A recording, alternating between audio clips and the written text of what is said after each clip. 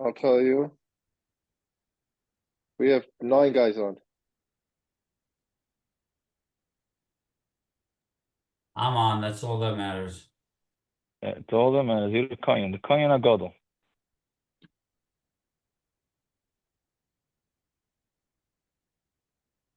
Okay, so hold on, let me pull it up here.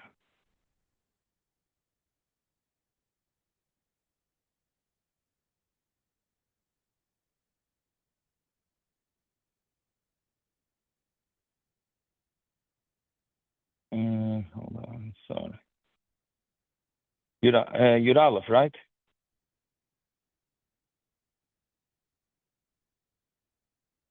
Yeah. Yes, it takes me a minute to Aleph. unmute. Yeah. Mitzvah sasei David Talmidei Chachamim k'dei lumin ma'aseim. It's a pretty strong mitzvah, right? It's a mitzvah asay to connect yourself with Talmidei Chachamim k'dei lumin ma'aseim, to learn from them. Like it says, it says you should connect yourself to Hashem. Is it possible to attach yourself to the Shechina? Connect yourself to Talmidei Chachamim. A person should try and marry a Bas Talmid Chacham, or I don't know if that's or and marry marry the daughter of a Talmid Chacham. Eat and drink Talmid Chacham, and do business for a Talmid Chacham. And to connect yourself as much as you can to the Talmid Chacham.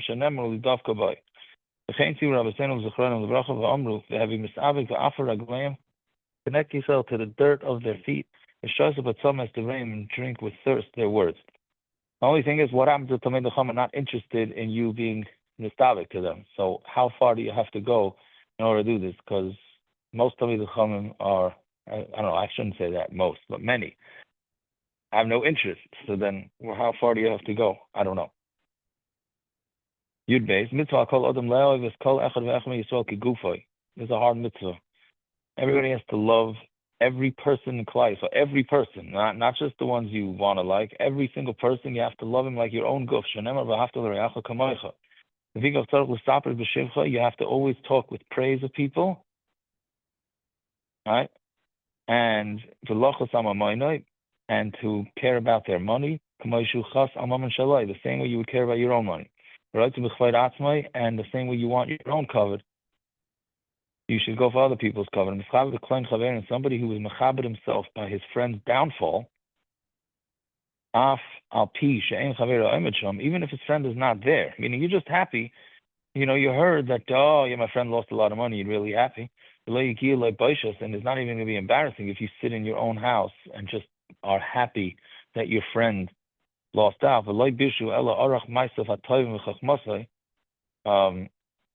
And you didn't embarrass him. All you did was sit around,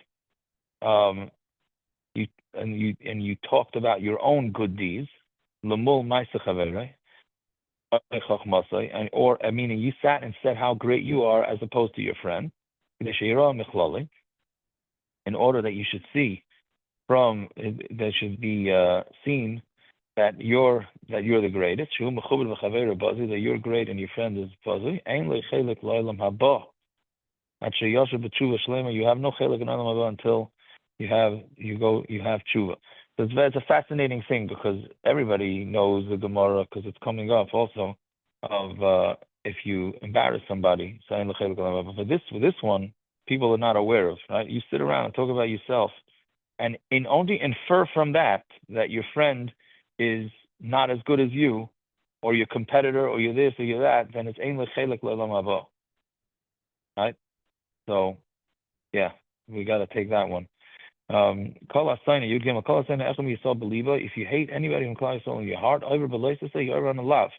Remember, don't hate your brother in your heart. And if a person did a chet, let's say somebody did wrong you, which we all have that,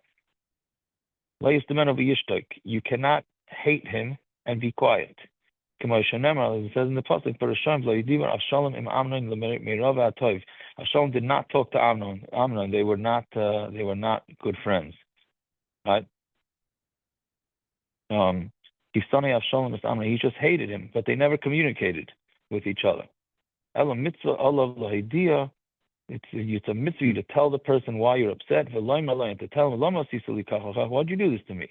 And why did you do this? Meaning, and this is, nowadays we need therapists to get us to do this. But the Kitzur Shulchan Aruch said, just go over to the guy and talk it out, or at least attempt it. He's supposed to give musar to people. And if the guy that upset you asks for mechila, then you have to forgive him. And don't be don't be cruel. Hashem davened, right? I mean, Avram davened, right? So, and then he was worried about. That's when Avram lied and said so was a sister, right? And Avimelech, and he was Michael Avimelech, and he even davened for Avimelech. And Avimelech wanted to kill him and stole his wife, right, or supposed wife. And what's the sinners of Brias? A person shouldn't think, you should love the Chachamim and hate Talmidim, right? Or hate the Talmidim and hate the Amayoretz. You should love everybody, and you should hate anybody who's a masis, who gets people turned off of Yiddishkeit, and push them away, and anybody who's a Moisim. Those you hate. David Omar, your hate, the people that hate you, I will hate. It was coming is called, and those that fight, I'm going to fight with. With the most anger, I'm going to hate them. And they're going to be my enemies. Because it says you have to love Hashem. So, I mean, here David HaMelech is talking about enemies and fighting, but it says that's because I created him. Hashem, right? Hashem created him. If he does the actions and the maisim of what Hashem wants him to do, then love him. And if not, then don't love him. Right? So people that don't keep Yiddishkeit, there's no chiyuv to love. There's a fascinating Shulchan Aruch Harav. Is it in the Balatanya or is it in the Shulchan? Well, I mean, it's the same, but where he says that you have to have, it's very important. I should really probably post this. You have to hate, basically the way I understand it is you have to hate the actions and love the person. Meaning you love the person because there's potential for him to do tshuva and to be good, but you have to hate his actions. Meaning you have to be able to think in two ways. Meaning, unfortunately, without getting too much into this, with the war with the soldiers, so are we pro the Medina or we're not pro the Medina? We have a hard time separating that. We got to love the soldiers because they're protecting us. You want to have a hashkafic difference with them, whether they're not religious or they're not in it for Hashem, etc. That's very nice. You can have a taina on them with that, but you got to love them. You got to love them nonetheless. We have to be able to juggle both, which is very difficult in this world, because in this world you're either all in or all out. Okay, Yudal, and along the same vein. So you cannot go down to Hashem and say, my friend messed me over, I hope he loses all his money, or whatever it is. But that's only if there's judges, meaning, which is not like nowadays, because we don't, unfortunately, the Bezdin system is crazy. But if it would be a place that had a Bezdin, so then you cannot daven for somebody to get messed over. If you do cry out against your friend, then you're going to get punished first. Some say even if there's no Bezdin, which is like nowadays, also you still can't cry out about him, unless you let him know first that he upset you, and then after that he didn't care, so then maybe you can. If you see your friend did he's going in a way that's not good, it's good to be master him to the good. And to let him know that he is chayte in bad ways. But you have to give musar.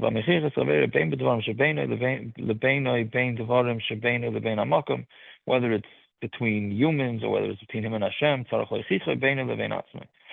and you talk to him softly and easy, and you let him know that you're only telling it to him for his good. That's the number one thing that people you give mussar to, they think that you're in it for yourself. They have to be convinced that you're in it for them, and then maybe they listen. And somebody, and many machloikas have started from this line. Anybody who has the ability to make a macha and he doesn't make a macha, who nitzvos ba'avan zeh, he gets that avera because he could have made a macha. However, you got to really know, because people get nervous. Oh, if I don't tell him something, then I'm going to be doing an avera.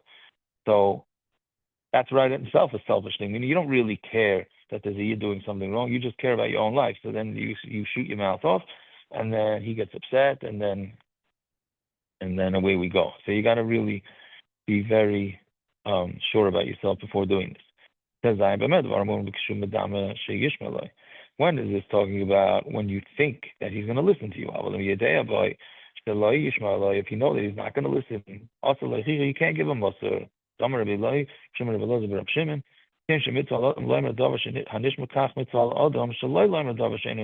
same way it's a mitzvah for a person to say things that will be heard, it's also a mitzvah to not say things that will not be heard, meaning that sometimes it's a mitzvah to keep your mouth closed.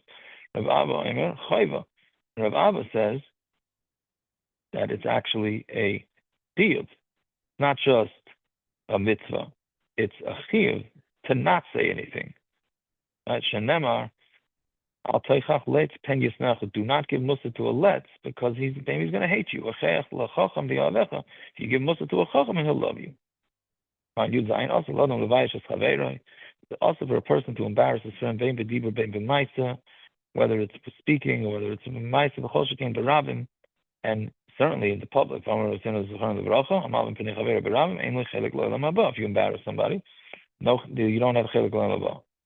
Which, by the way, the Rambam says, because this gets a lot of people, sad because they embarrass somebody and then they figure they don't have chelik l'olam. But the Rambam's lashon is that you have to do it either tamid or tadmin. You have to constantly do it. It's not just a one-time thing. You will have chelik l'olam.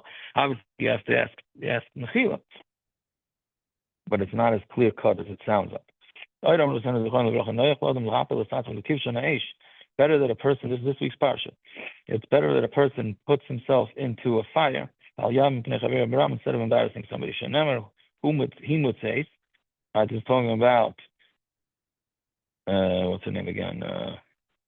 I should know, right? This week's parsha. The name, no? With Yehuda, Tamar, right? He would say she's found. He shalcha el chamia leimon, and she sent to her father saying, to whoever owns the stick.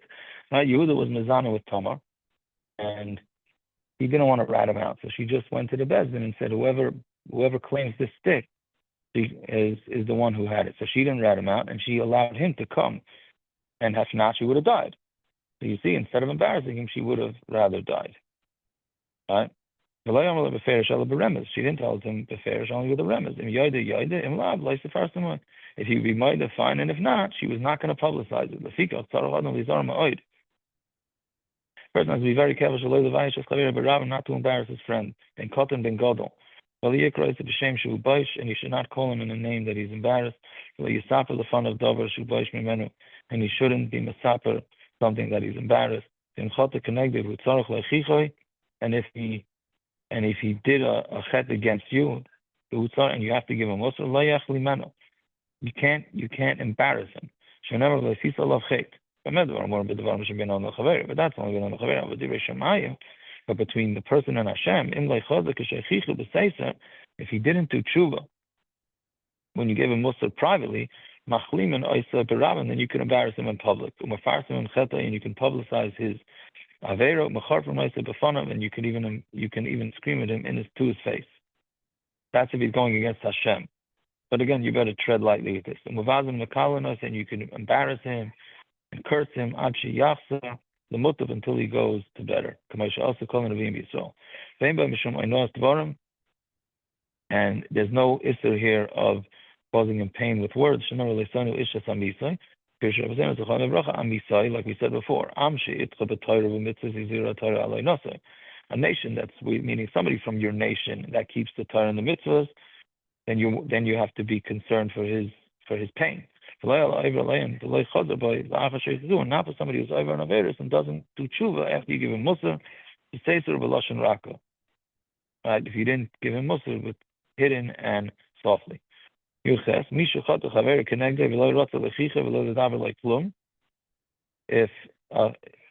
somebody did something against you and you don't want to give him Musar and you don't want to speak to him about it, and you really legitimately amaichel him, and you're not going to hate him,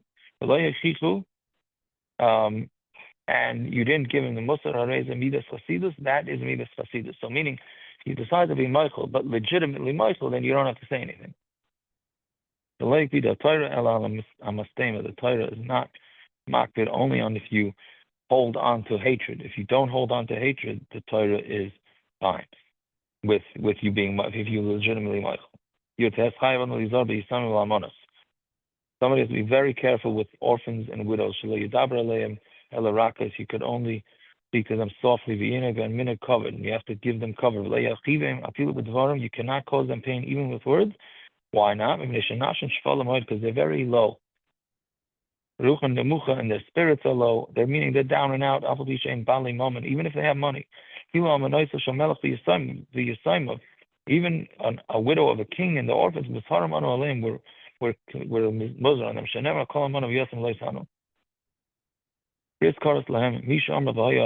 There is a bris, karas, meaning that's legit. Legit is an understatement. Anytime a Yasser and Almana cries out because of something wrong that somebody did to them, they are going to get answered. Right?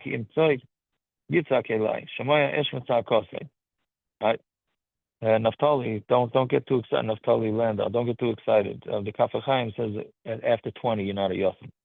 Right? Sorry about that. That's only if you cause them pain for themselves. But if a Rav has to give them most of to teach them Torah, or make sure they earn a living, to put them in the straight way, then it's mutter. It doesn't say you should do it, it just says it's mutter to do it. You should go with, treat them with nachas and racham. It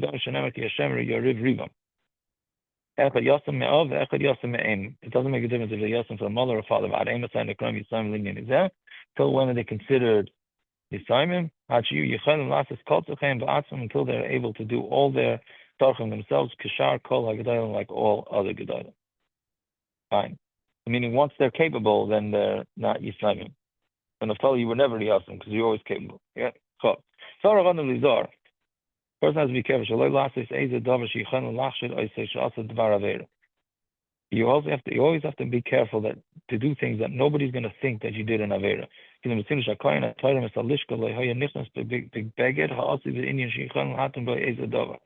Meaning the kohen, when he went to the Beis Hamikdash to collect all the coins, the shekels, or whatever it is, he had to go with no pockets. Same way you don't want Hashem to think badly of you, so you don't want Brias to think badly of you either. So if you're going to have pockets, people are going to think, oh, he's smuggling money out of there. You see that all the time, right? People that work for the public, and people are always concerned that they're ripping off. If they didn't in Beis Hamikdash, we'll definitely do it out of Beis Hamikdash. So you have to be clean from Hashem and Yisrael. You have to find chen in the eyes of Hashem and people. Midas chasidus shalil lekabel matana. That's midas chasidus, not to be mekabel presents. Elul l'ftayach Hashem. Meaning, somebody offers you a handout, have betachon with Hashem. Sheitin like day machzor, that Hashem is going to give you what you need. Shenemer v'saynim matana zichi. Somebody who hates matana will live. Okay.